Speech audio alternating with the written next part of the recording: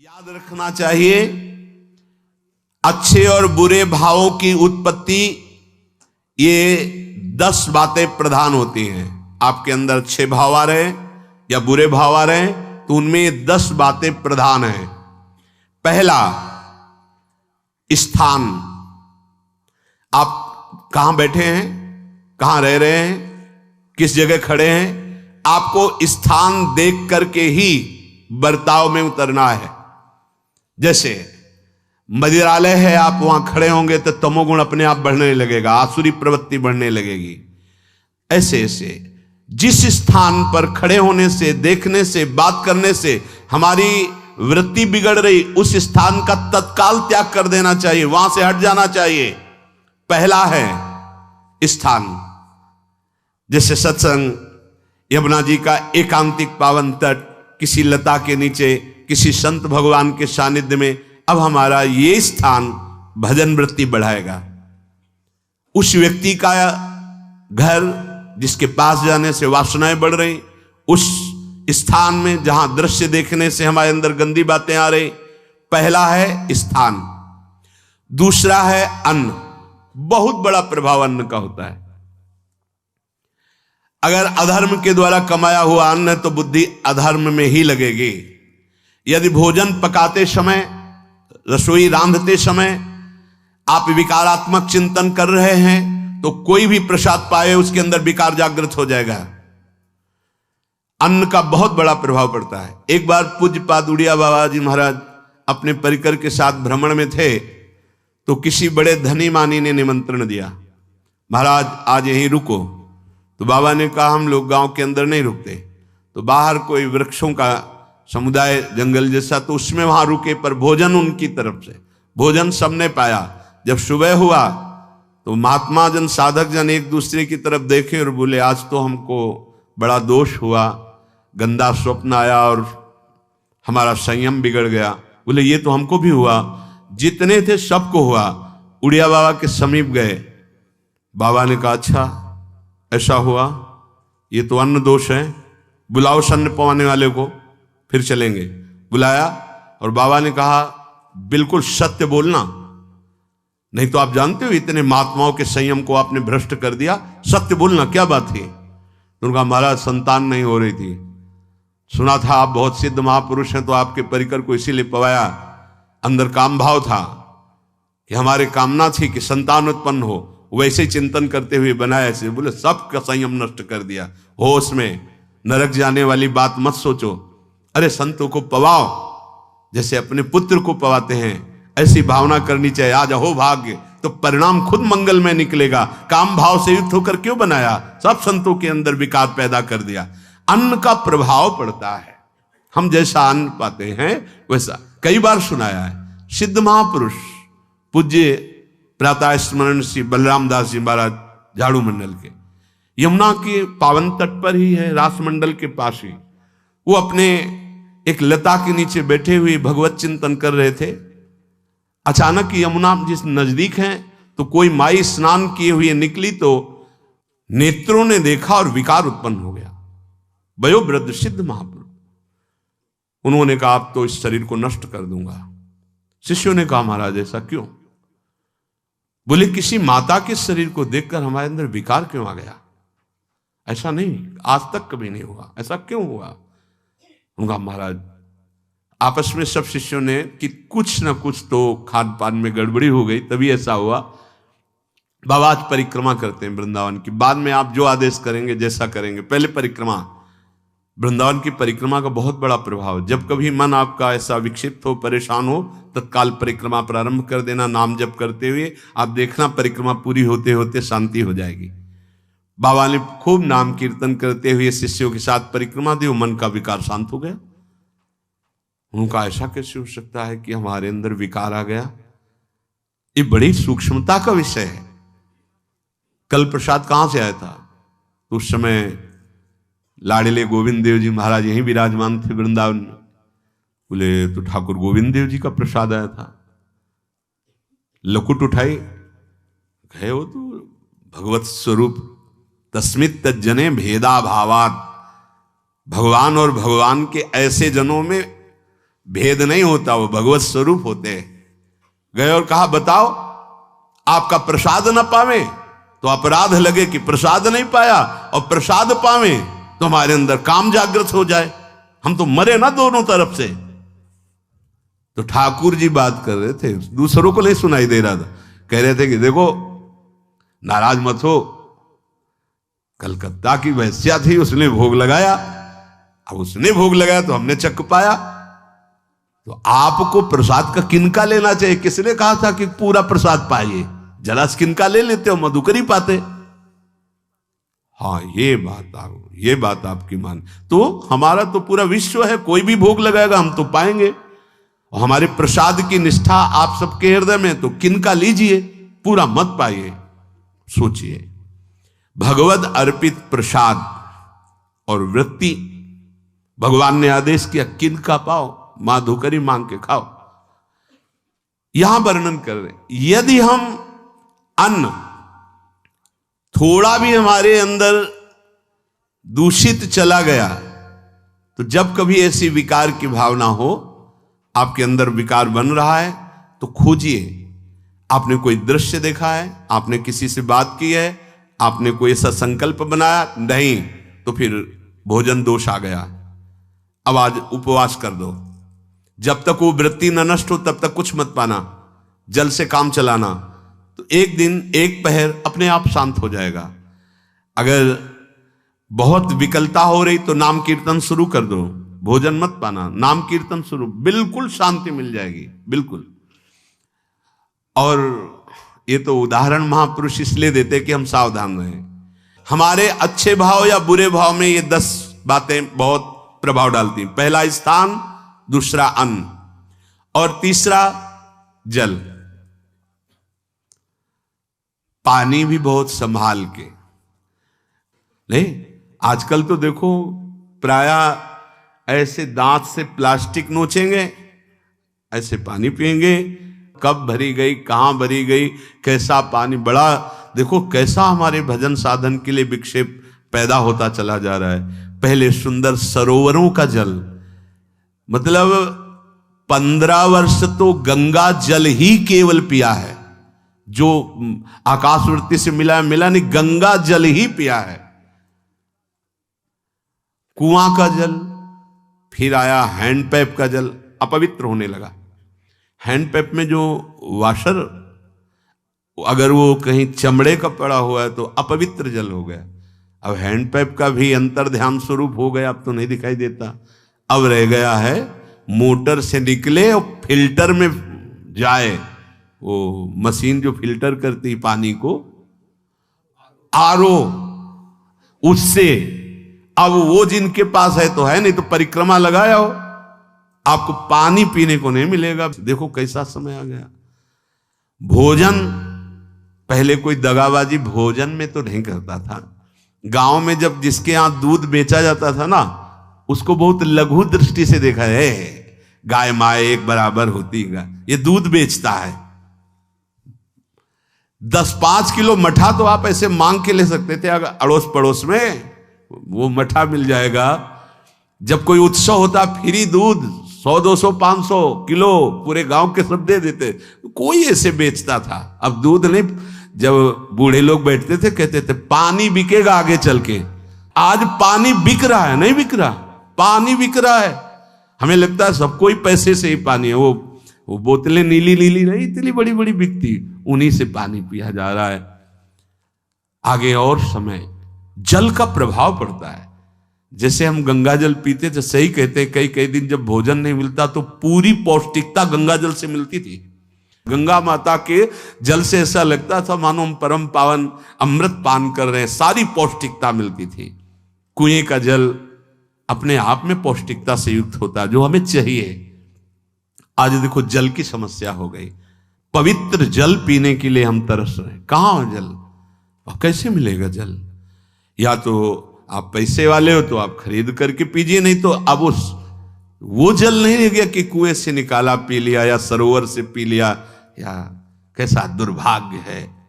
जल का बहुत बड़ा योग है साधना में। जैसे स्थान का तो परम पावन वृंदावन धाम, अन्न का तो अब हम भगवत प्रसाद पाते हैं, तो जल का बहुत बड़ा योग है। आज दूषित होता चला जा रहा है, क्योंकि अब हाथ की बात नहीं रह गई है कि आप सुंदर कुआं से जल लें या सरोवर से जल लें या आप नदी से जल लें। हाँ, स्वामी जी के लिए लिखा हुआ है कि रोज यमुना स्नान और रोज यमुना जल ही पान। हमारे वृंदावन के समस्त भगवत स्वरूपों का स्नान यमुना जल से ही होता था, हो रहा है और होता ही रहेगा।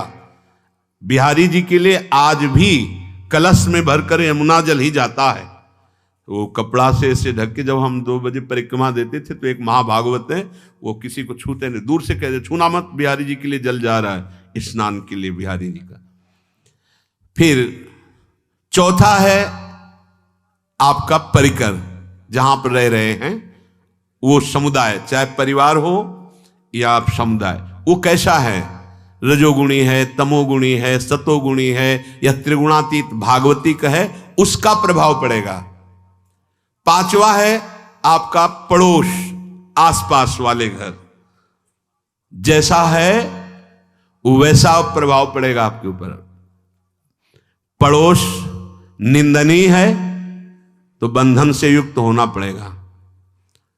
लंका के पड़ोस में रहने के कारण अगाध महिमा वाले समुद्र को बांध दिया गया, रघुनाथ जी ने पुल बांधा और दंड देने के लिए तैयार हो गए थे सरकार, अग्निबाण संधान कर लिया था, पड़ोस के कारण ही तो ना, पड़ोसी रावण था, इसीलिए आस पड़ोस का बड़ा प्रभाव पड़ता है। फिर अगला है दृश्य, इस पे बहुत सावधानी की जरूरत है। ये मोबाइल भगवान चल गए हैं, बहुत विस्तार से चल गए हैं, अब कोई छोटा मोबाइल रखना नहीं चाहता, सब वो स्क्रीन वाला रखना चाहते, टच मोबाइल। दृश्य से बचो, बच्चों, जवानों, बूढ़ों, सबकी वृत्ति जो माया आकर्षित करती, जो दृश्य हम देखने के लिए अंदर से उल्लसित है, वो मोबाइल में सब है, चाहे भागवतिक और चाहे सांसारिक। तो भाई देख लो, गुण दोष में संसार है, अगर आप दोष ग्रहण करना चाहते हो तो दोष ले लो, गुण तो गुण। बहुत बहुत खतरनाक विषय है और बहुत लाभदायक विषय है। किसी संत की वाणी एक बार समझ में नहीं आई, अगर हम 10 बार सुने तो समझ में आ जाएगी, ये लाभदायक है।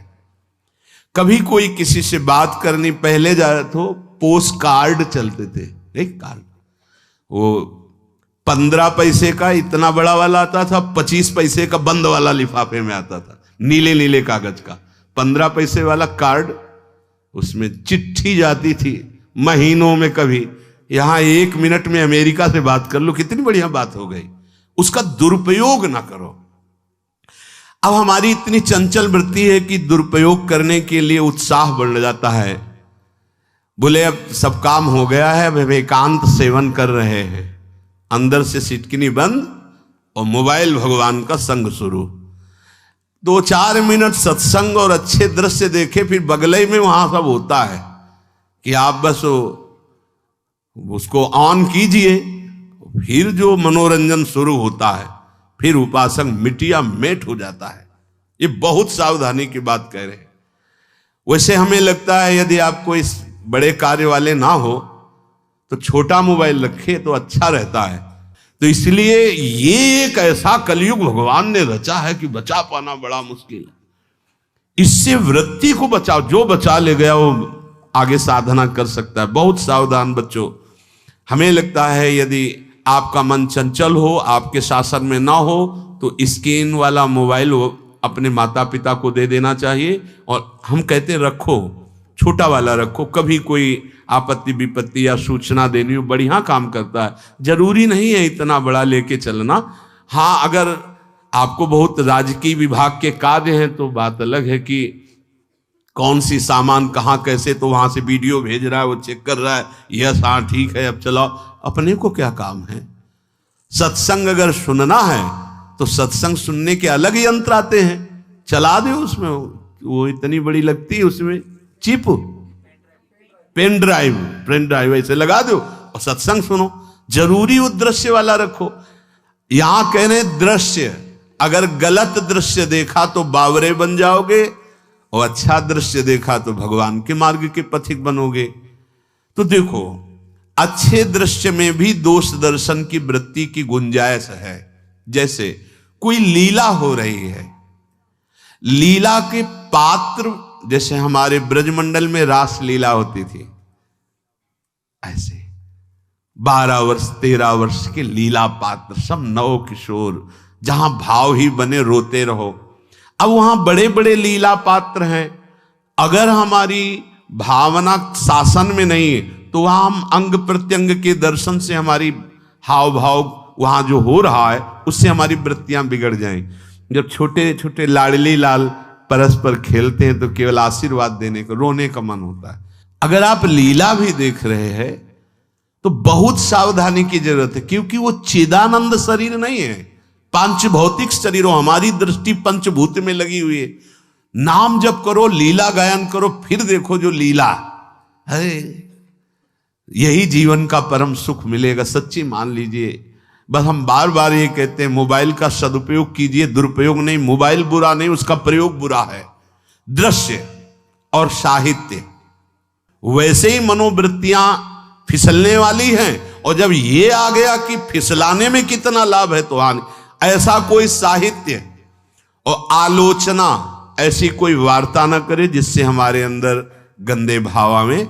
यदि अच्छी चर्चा करते हैं तो अच्छे भाव आते हैं। देखो, अभी ऐसी कोई भावुक चर्चा होने लगे तो सबका हृदय द्रवित हो जाएगा, और गंदी चर्चा हो तो हमारा हृदय विकार युक्त हो जाएगा।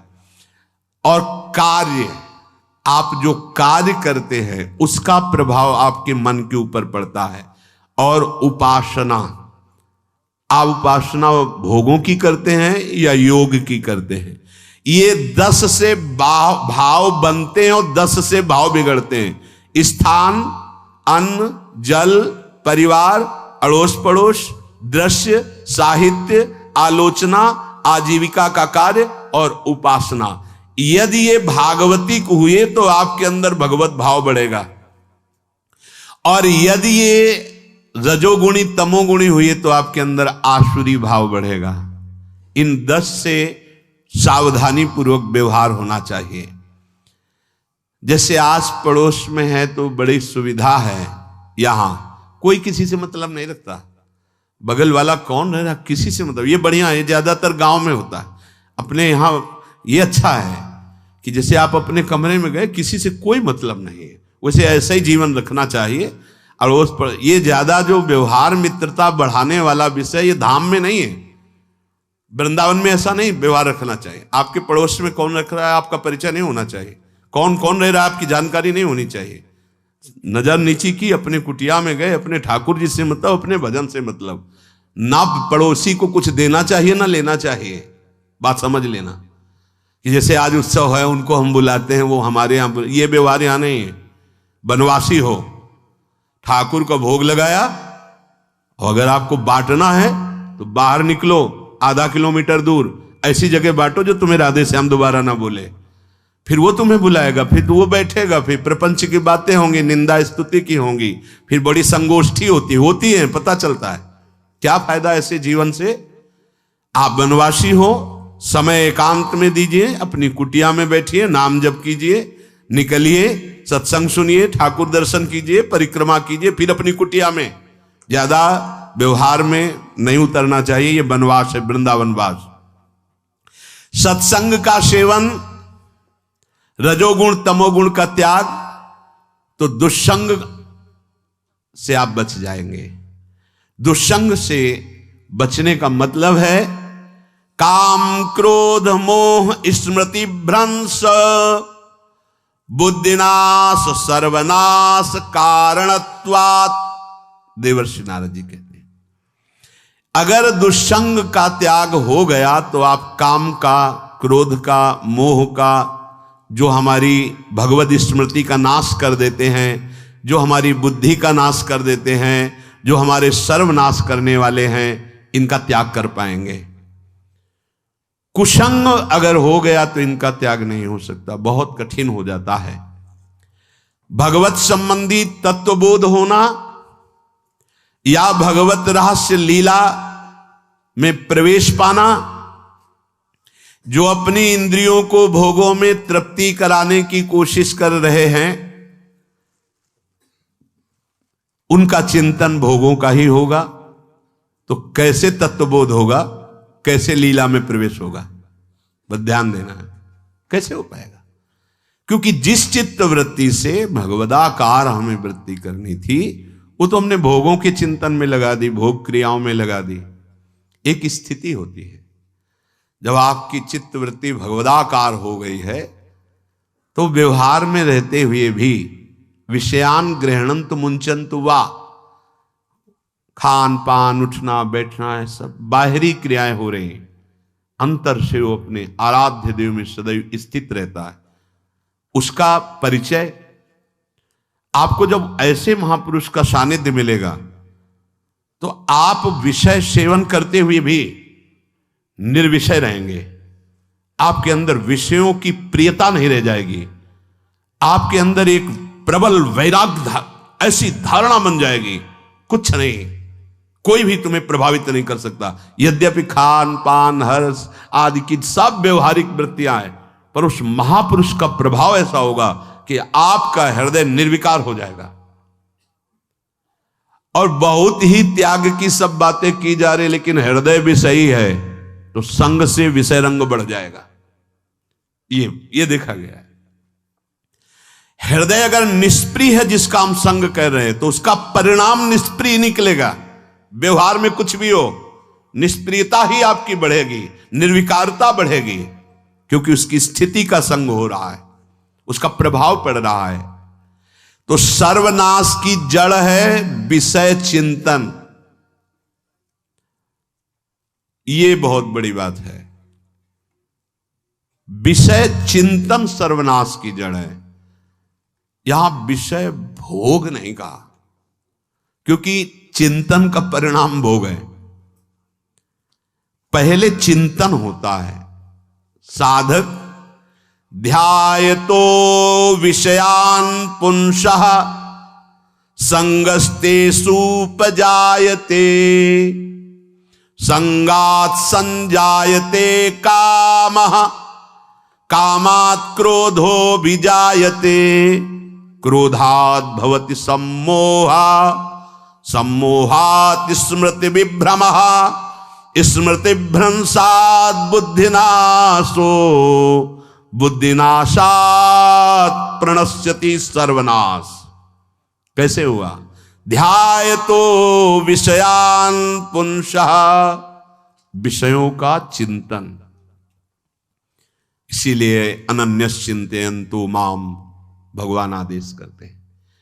विषय चिंतन न होने पावे, बिना चिंतन किए आपको कोई भी सुख नहीं मिल सकता। आप देख लीजिए, जगत के किसी भी भोग का सुख नहीं मिल सकता।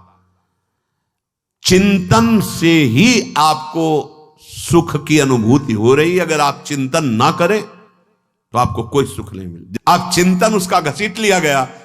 अगर सुख होता तो भोग में मिल जाता, नहीं मिला। क्यों? कि बोले चिंतन नहीं। किसी को किसी गाढ़ विषय के चिंतन में फंसा दे, फिर उसके सामने भोजन रखे, खीर में नमक डाल दे, सब्जी में चीनी डाल दे और गाढ़ विषय में फंसा दे। तुम्हारा लड़का जो अकेला था, वो ऐसा ऐसा दुर्घटना हो गई, वो अस्पताल में, अब जल्दी से भोजन पाओ और निर्णय बताओ।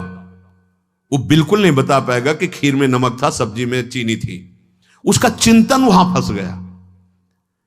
अगर ऐसे चिंतन हमारा प्रियाजू में फंस जाए तो संसार के सब क्रियाएं होते हुए भी वो परमहंस है, वो विदेह है। चिंतन, हम लोग चिंतन में चूक कर देते हैं, तो फिर क्रियाओं में हमको बंधना पड़ता है। नहीं, सच्ची माने कोई भी क्रिया उसे बांध नहीं सकती। तो क्या जिनका भगवत चिंतन होता है वो असत क्रियाएं भी करते हैं क्या? तो बोले जब चिंतन ही नहीं तो असत क्रियाएं कैसे हो सकती है? पहले क्रिया के असत चिंतन होता है। आप देखना, कोई भी कार्य पहले चिंतन होता है। इसीलिए यहां कह रहे हैं ध्यायतो विषयान पुंसा संगस्तेषु उपजायते। पहले सबसे पहले विषय का चिंतन होता है। अगर विषय का चिंतन ना होने पावे तो आपको कोई फंसा ही नहीं सकता भोग, कोई भी भोग नहीं फंसा सकता। जहां विषयों का चिंतन हुआ तो संग की प्राप्ति, विषय भोग की प्रबल इच्छा, प्रबल आसक्ति, और वो जो चिंतन हुआ था वही आपको सुख दे रहा है। वही, वहां सुख नहीं है, आपके चिंतन का वहां सुख। जैसा चिंतन, अगर आपका चिंतन विक्षिप्त कर दिया जाए, एकाग्र ना होने पाओ, तो किसी में आपको सुख नहीं मिलेगा पक्का। अगर वही चिंतन सावई मना कृष्ण पदार विंदे हो तो कोई सुख है। गोपी जनों के पति भी हैं, पुत्र भी हैं, पूरे परिवार की सेवा करती हैं, और बड़े बड़े परमहंस उनकी चरण रज वंदना करते हैं। क्यों? क्योंकि उनका चिंतन भगवान का हो रहा है। एक भी वृत्ति शरीर चिंतन में नहीं, बलिहारी है। मुरारी पादार्पित चित्त वृत्ति। विषयों के चिंतन से विषयों में आसक्ति पैदा होती है। आसक्ति से विषय कामना की प्रबलता और क्रिया होती है, और क्रिया में बाधा पड़ने से क्रोध पैदा होता है। क्रोध से मूढ़ता छाती है, मूढ़ता से स्मृति भ्रमित हो जाती है, स्मृति भ्रंश से बुद्धिनाश होता है, और बुद्धिनाश ही सर्वनाश है। इसलिए चित्त का निरंतर अधिक समय तक सावधानी पूर्वक भगवन नाम में, भगवत लीला में, आप सब भगवत कृपा पात्र जन है, चिंतन न बिगड़ने पावे। होता क्या है कि क्रिया से तो हम सावधान है, समाज है, क्रिया से तो हम सावधान, क्योंकि समाज भी है, व्यवहार भी है सामने, लेकिन चिंतन तो कोई नहीं जान रहा ना, अंदर ही अंदर हम क्या चिंतन कर रहे हैं। तो साधक चूक कर बैठता है। देखो, बाहर चूक होगी तो उसका प्रायश्चित हो ही जाएगा, चार लोग निंदा करेंगे, पिटोगे, अपमानित होगे, प्रायश्चित। लेकिन अंदर जो हमारा गलत चिंतन हो रहा, पूरा का पूरा अंदर हृदय मलिन कर देगा, हमें उस बात का प्रायश्चित भी नहीं होगा, हमें जलन भी नहीं होगी कि हम गलत चिंतन कर रहे हैं, क्योंकि सावधान नहीं है। खास बात साधना में चिंतन संभालने की है।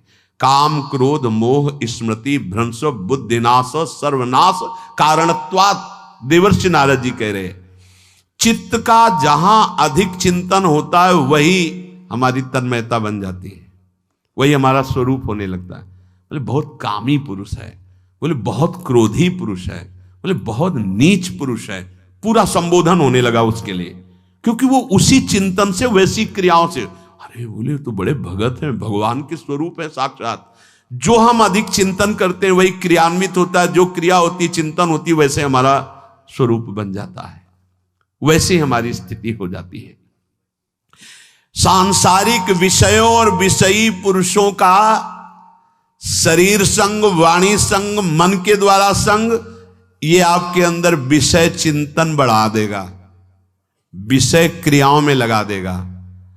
इसलिए बहुत सावधान। विषय में कोई ताकत नहीं है, विषयासक्ति दुर्गति कर देती है। एक बार देवर्षि नारद जी जनक जी से कहा कि आप विदेह राज कैसे हैं, पत्नी भी है, परिवार भी है, सब वैभव भी है, वो आप एक राजा होते हुए विदेह राज। उनका आज विश्राम कीजिए, कल सुबह चर्चा करेंगे। तो रात्रि में अपने शयन गृह में देवर्षि नारद जी को शयन कराया और अपनी अर्धांगिनी से कहा कि आप जाकर शयन कीजिए देवर्षि नारद जी के साथ, जो आज्ञा। अब वहां देवर्षि नारद जी के समीप जब नारद जी ने देखा कोई स्त्री, तो शकिल गए और शकिल गए। वो तो आज्ञा जैसी हुई थी, जब दीवाल मिली तो दीवाल की तरफ मुंह करके लेटे रहे। अर्धरात्रि में उठी और चली गई। देवर्षि नारद जी सुबह गए और कहा कि ये क्या मजाक था आपका, यदि आपको ऐसा ही व्यवहार करना था तो आप हमसे कह देते, तो हम बाहर जाकर शयन करते, आपने ऐसा क्यों किया, क्या हुआ महाराज? जब हम वहां शयन कर रहे थे, कुछ रात्रि व्यतीत होने पर आपकी अर्धांगिनी आई और लेट गई सैया पे। उनको पता नहीं कि एक देव ऋषि के साथ ऐसा व्यवहार नहीं कर। फिर क्या हुआ महाराज? फिर हम और खेलते गए, फिर दीवाल मिली तो उधर मुंह करके फिर सो गए। तो तुमने स्त्री को दीवाल नहीं समझा, दीवाल को दीवाल समझा। यही आप में और हम में फर्क है। आपके लिए जैसे दीवाल निश्चिंतता का कारण है, ऐसे ही हमारे लिए स्त्री होते हुए भी वो दीवाल की तरह ही है, किंचन मात्र विकार उत्पन्न नहीं कर सकती। यही अंतर है। इसी बात से हमको विदेहराज कहते हैं। ये स्थिति अब कह दे स्त्री शरीर और दीवाल में क्या ज्ञान की विशेषता? वो जड़ है और चैतन्य नहीं। ये शरीर भी जड़ है, चैतन्य आत्म तत्व है। पंचभूतों से दीवाल बनी है। अग्नि तत्व से ईंट पकाई गई है। पृथ्वी तत्व तो है ही, पृथ्वी तत्व में जल मिलाकर उसको आकार दिया गया है। वायु तत्व ने उसे सुखाया है, अग्नि तत्व ने पकाया है, और शब्द आकाश तत्व है। 5 भूतों से वो बना, 5 भूतों से बना है। सच्चा ज्ञान ये कि इसमें और दीवाल में कोई अंतर नहीं। चैतन्य घन आत्म तत्व के कारण ये चलता फिरता नजर आता है, और वो खड़ा स्थायी जड़ दिखाई दे रहा है। इसमें भी भगवान है, उसमें भी भगवान है। इसमें भी पंचभूत है, उसमें भी पंचभूत है। नरसिंह भगवान खंबे से प्रकट हुए थे, बस केवल अज्ञान के कारण जड़ चैतन्य का भेद है। तब समझ में आया। ये जो हमारे अंदर भोगों की आसक्ति है, यही कामना प्रकट करते, यही पाप प्रकट करते, यही हृदय को मलिन कर दे। इसलिए हम अपने चिंतन को संभालें। चित्त चोर के चरणारविंद का चिंतन करें, निरंतर नाम जप करें, भगवद आश्रित रहें। प्रभु अपने भक्तों की रक्षा करते हैं, जैसे मां अपने बच्चे की। करो सदा तिनके रखवारी, जिम बालक राखे महतारी। राधा राधा राधा शेष जागे। श्री राधा वल्लभ लाल।